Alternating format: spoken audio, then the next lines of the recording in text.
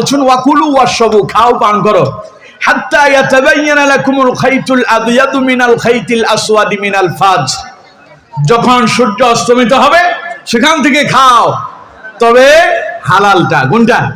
সবাই বলেন কোনটা? কতক্ষণ পর্যন্ত খেতে পারবেন? একেবারে সুবহে সাদেক পর্যন্ত, অর্থাৎ ফজর আসার আগ পর্যন্ত এই সময়টুকুন খাও। এরপরে এবার আপনি তিনটা কাজ থেকে বিরত থাকবেন।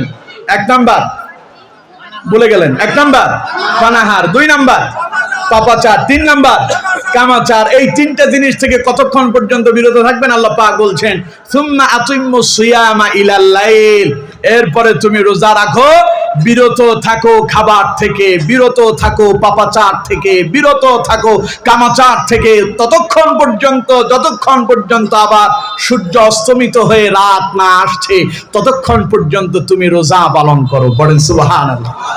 আমরা বলি আল্লাহ রোজা পালন করলে কি লাভ হবে? আল্লাহ পাক বলছেন ইয়া আইয়ুহাল্লাযীনা আমানু কুতিবা আলাইকুমুস সিয়াম কামা কুতিবা আলাল্লাযীনা মিন ক্বাবলিকুম লাআল্লাকুম তাত্তাকুন। আল্লাহ পাক বলছেন রোজা দিলাম এর জন্য তোমাদেরকে তাকওয়াবান করতে চাই, যাতে করে অন্তরের ভিতরে আমি আল্লাহর ভয় জাগ্রত হয়। সুবহানাল্লাহ।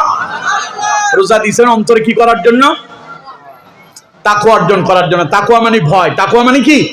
আল্লাহর ভয় অন্তরে জাগ্রত করার জন্য আল্লাহ রোজা দিয়েছেন। দেখুন, রোজার দিনে ঘরের ভেতরে আপনি একাকী, মারাত্মক পানির পিপাসা লাগছে, একটু পানি খেলে কেউ দেখবে?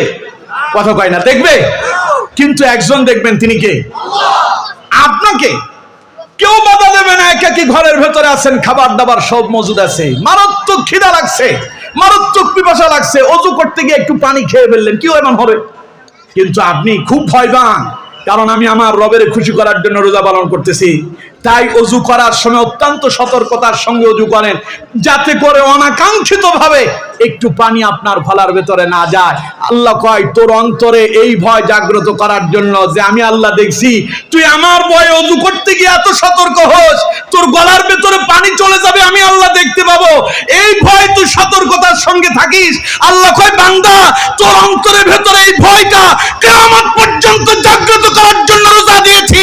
রমাদানে যেমন আমার ভয় সিনেমা দেখো না, গান বাজনা শোনো না, আপনার অন্ধকারে একাকী খাবার খাও না, আল্লাহ কয় আমি তোরে দেখি, বাকি 11 মাস যেন আমারে ভয় করে তোর এই জীবন চলে, এই জন্য তোরে আমি রোজা দিয়েছি।